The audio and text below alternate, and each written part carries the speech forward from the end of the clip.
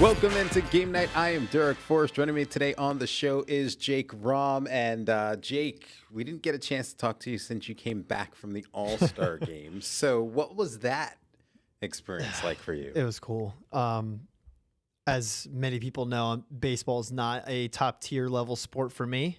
But I always say being out at a ballpark and just taking in the atmosphere and what baseball is when you're there is awesome. Throw in the fact that it was the All-Star game and the Home Run Derby, but the All-Star game more specifically, because I know we talked about it on Game Night when we were out there 2 days ago about the Home Run Derby and whatnot before the All-Star game happened. Just everything that the All-Star game had outside of the game, because I thought if obviously rooting for the NL a little bit with the Nationals players, and it was a stinker outside of Foster Griffin.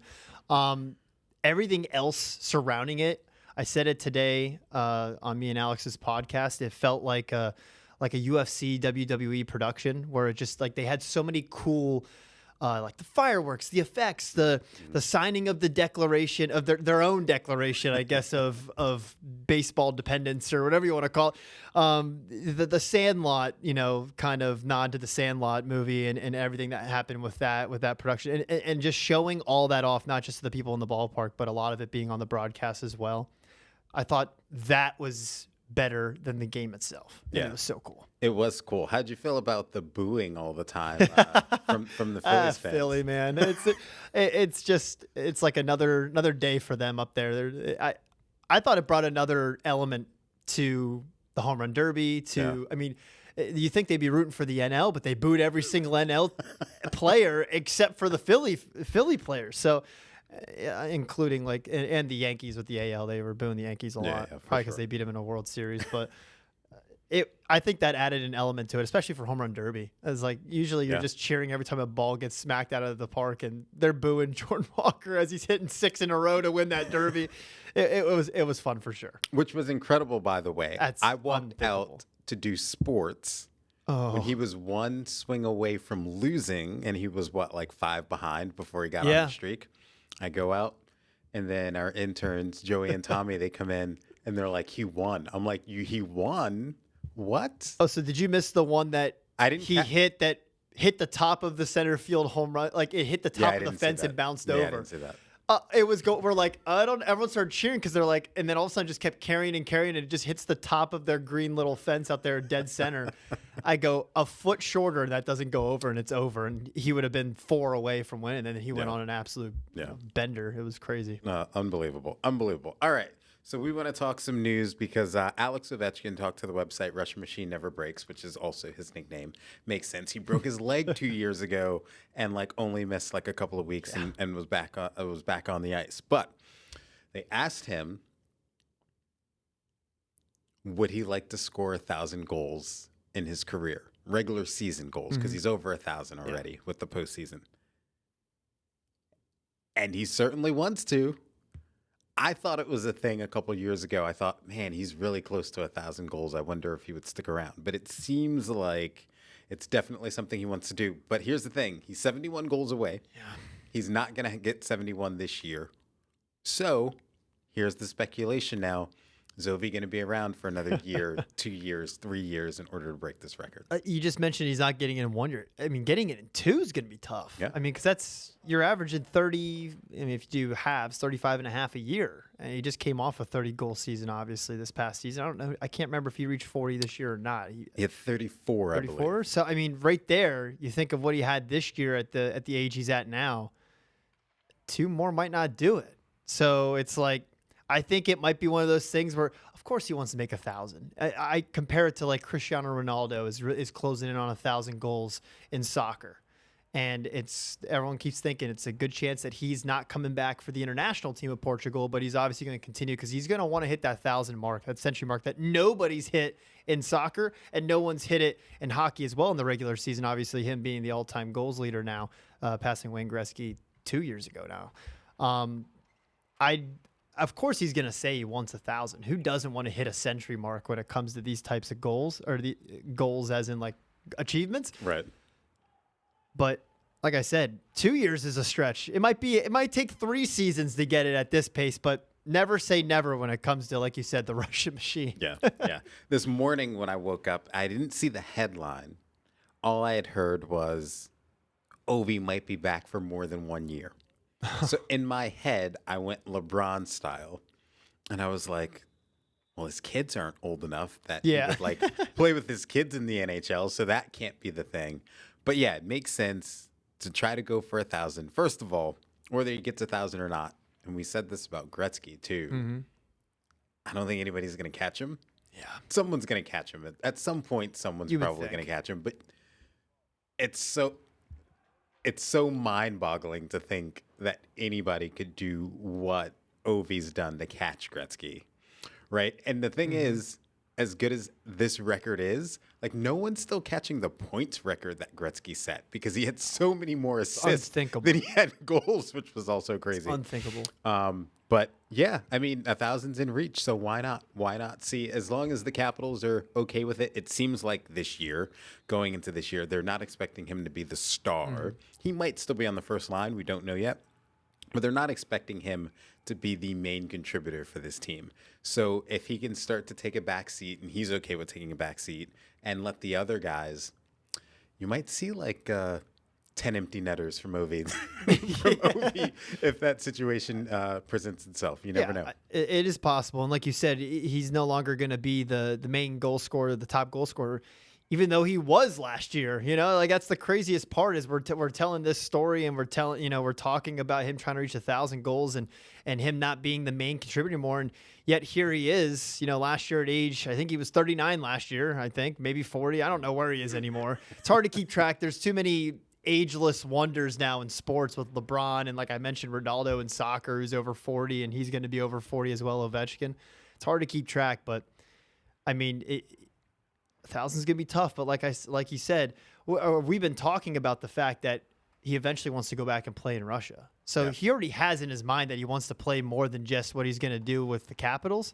So, I mean, at that point, it's like, might as well just stay one more season, get that 1,000 before you head over to Russia. Yeah. And then here's the thing about that. Like in hockey, that's not abnormal. We've seen Jaromir Jagr do it. He's played for a really long time. Back in my time, Alexei Kovalev was a winger for the Rangers back when they won the Stanley Cup back in '94. He was in the NHL for 20 plus years. He never seemed to retire. So it's not abnormal for guys to be playing in their 50s. Gordie Howe did it back in the day. So I don't know. We'll see what happens with Ovi. Such an like brutal sport to have so many people play for so long. Well, that's the craziest. Because typically in the NHL, if you're a superstar, it's kind of an unwritten rule. You don't touch the superstars. Ovi kind of bucked the trend, though, because he was such a physical player when he started. That's true. That for him, like, people hit Ovi, but, like, some of the other superstars, like Crosby, doesn't get hit as much. The Kachucks do because they're physical. Yeah. It just depends on the style of the player, too. Cheetos and Subway. It really is remarkable. For sure. All right. One thing we wanted to talk about, we got to do it fairly quickly. Last night, Washington Spirit, they take on Gotham FC. They do it over at Citi Field, the first ever Queens Classic.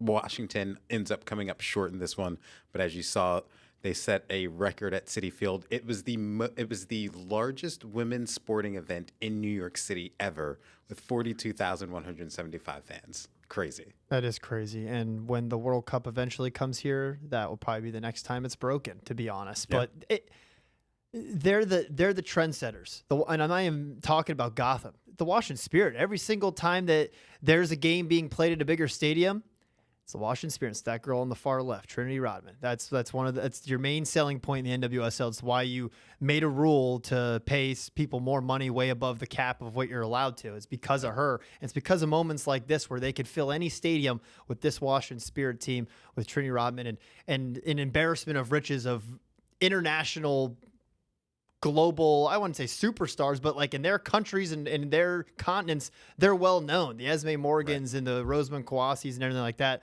Just another step in the positive direction for women's soccer, especially here in the United States. Yeah, and along those lines, you bring up the embarrassment of riches. We thought when they got rid of Croy Bethune and she went to Kansas City, that we'd be like, what are they doing? And here they are, still one of the best teams in the league. But you also mentioned the Washington Spirit being behind this. In March, they were in Denver at Mile High Stadium. They had over 63,000 people there to watch the game. So they are certainly finding an audience. I don't know if you saw the report that Audi is trying to get a dome. I saw that. That would only make man. It's already rowdy Audi. Could you imagine bouncing the sound off the dome? That would be something. I hope they add more seats. They're gonna find a way to add more seats at Audi, because the way that they're selling out games, and hopefully we can see DC United get back to being a playoff contender to where they're filling more seats as well. Yep. But they're gonna have to make that bigger. A dome would be so cool. It would be cool. Awesome. It would be cool. Take some of that money from the Commanders and put a dome. All right, coming up on the show, we're going to hear from Chris Russell. We're going to get his expectations for the Washington Nationals in the second half of the season, plus the Washington Commanders. That's coming up next on Game Night.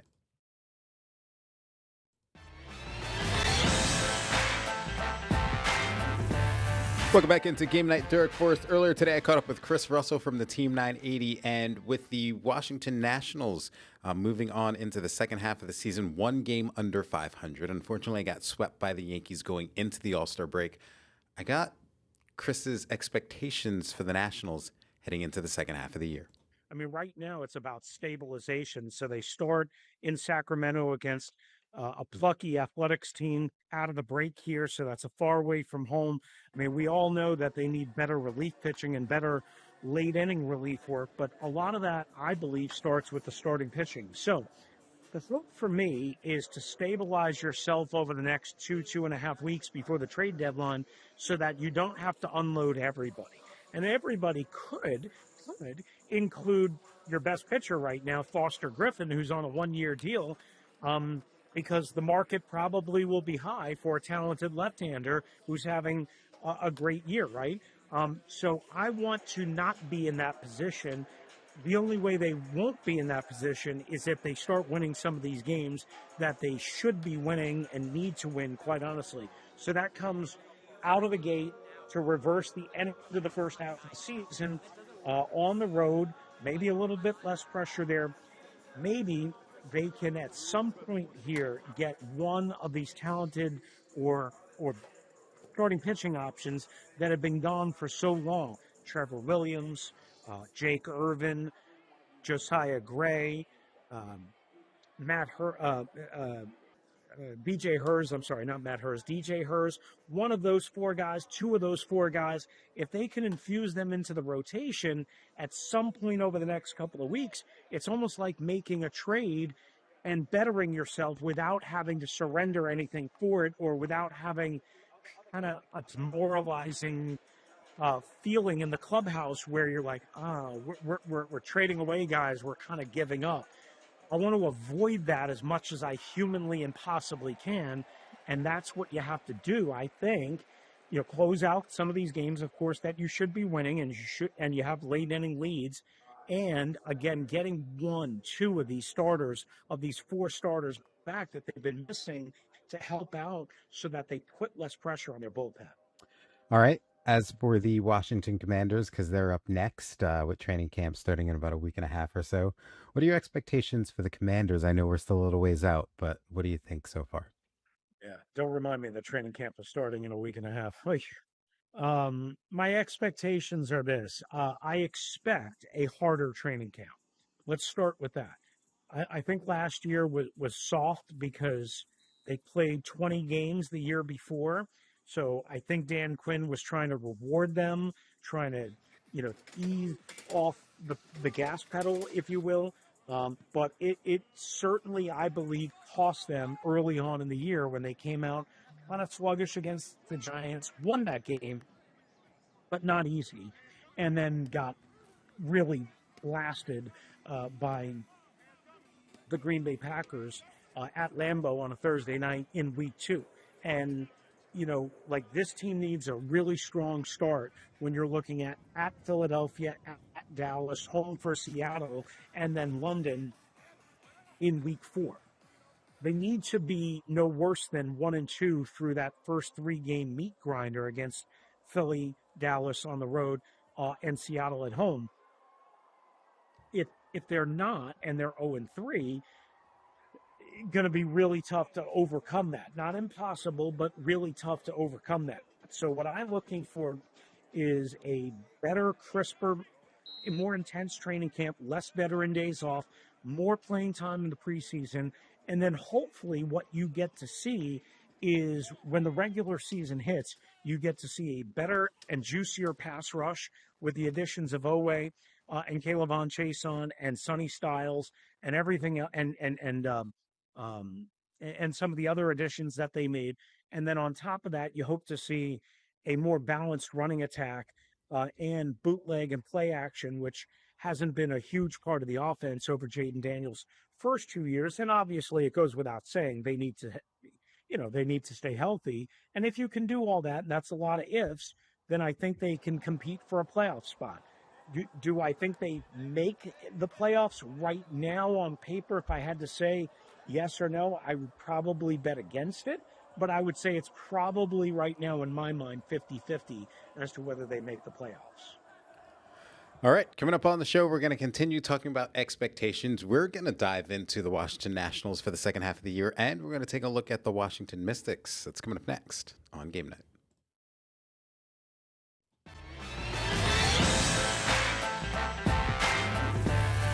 Welcome back into Game Night. Dirk Forrest alongside Jake Rom. We're talking a little baseball because the Washington Nationals are getting set to take on the Sacramento A's this weekend, coming off of they go by now.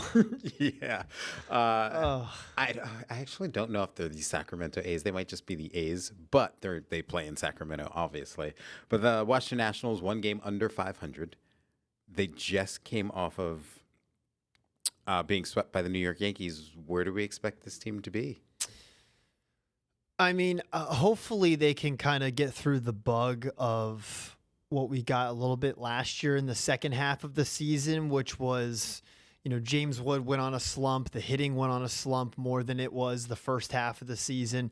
Can they avoid that this time around? We know what they are offensively with the hitting. How long can it be sustained for the rest of the season?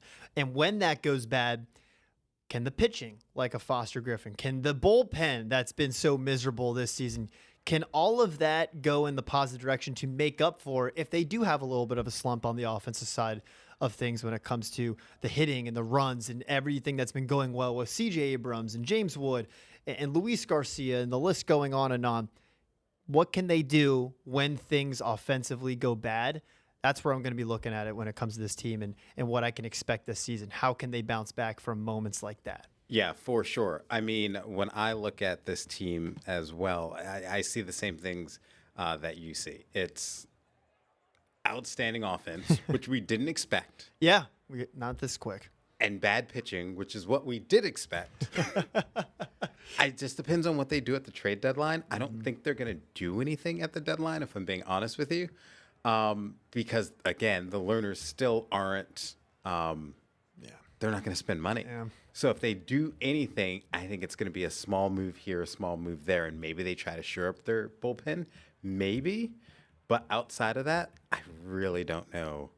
I think we might be looking at a team that just hovers around the 500 mark for the rest of the season, which isn't bad. Yeah, and is it enough? Like how close will that make them? But I think if they're by close to 500, I think anybody in this area would take that. Yeah. All right. As for the Washington Mystics, they're hovering around the 500 mark all season long as well, but they're probably a little bit better than expectations right now because they're so young. We're so used to them having veterans and being led by veterans that this is just different territory for everybody within the organization, and so far it's paying off. Absolutely, and I think the more and more that this team plays on the second half of the season, or second, however many games they have left, we're calling it second half because it was the All-Star break for the MLB, so it's basically around that time. And I know their All-Star, games coming up and whatnot as well. So I think the more this team plays, the more comfortable they're going to get with one another. I think Sonia Citron's been out a couple of games here and there with some minor injuries. Can she stay healthy? And I think if she stays healthy, the Mystics train is going to find themselves into a playoff spot. And I think seeing maybe a little bit more from Lauren Betts, seeing a little bit more from some of these other players outside of Sonia, outside of Kiki, outside of Shakira a little bit, who's been kind of, I feel like, I wouldn't say hit or miss, but she has her big moments. She has her down moments. I think this team had a good second half last year. I think if they can replicate that, they're going to be in the playoffs. Yeah, I agree. You mentioned Lauren Betts. She was so dominant in college. We give her some time because she's a rookie, but she needs to find whatever that was in college, and I think that's going to be a huge turning point for this team. Hopefully winning that ESPY helps. Yeah, hopefully it does. All right, coming up on the show, the Commanders played another social media game. Well, I guess we call this headbands. I guess so. We'll talk about that coming up next on Game Night.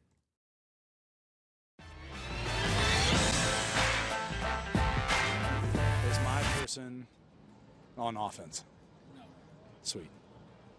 Is my person on defense? Yes. Is my person's hair long? Yes. In this picture or currently? In this picture and currently. Perfect. Has my person been here longer than 4 years? Yes. Yes. Does my person have a number lower than 50? Yes. Crap. Does my person have a number above 50? No.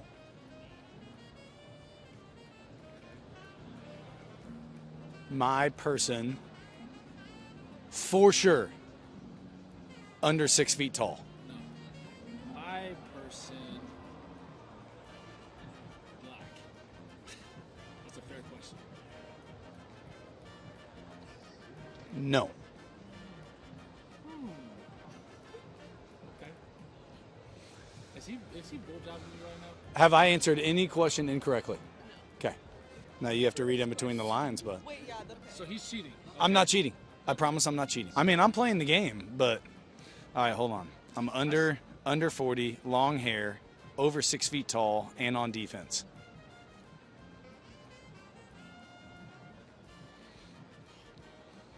This is him. What? This is you. Well, that's over. Did they tell you? No. Hey, I wear a defensive. I wear a defensive jersey. I know. But it And was if I answer that any other way, you'd be like, "Oh, it's a specialist." right. So it was just the thought, like when I said, "Is his defense?" What'd you think? That's fair. That is fair. I mean, him saying defense. Trustway's so good. He played it. He's playing the game like that's exactly how I'd expect him to He's play that. 100% going to be in the media. Did you see the prank call one about a month ago? I did not. You got to look that one up too. Okay. It's good. He's the best. Yeah. He is. Yeah. All right, we got to get out of here. That's going to do it for another edition of Game Night. For Jake Rom, I'm Derek Forrest. Have a good night.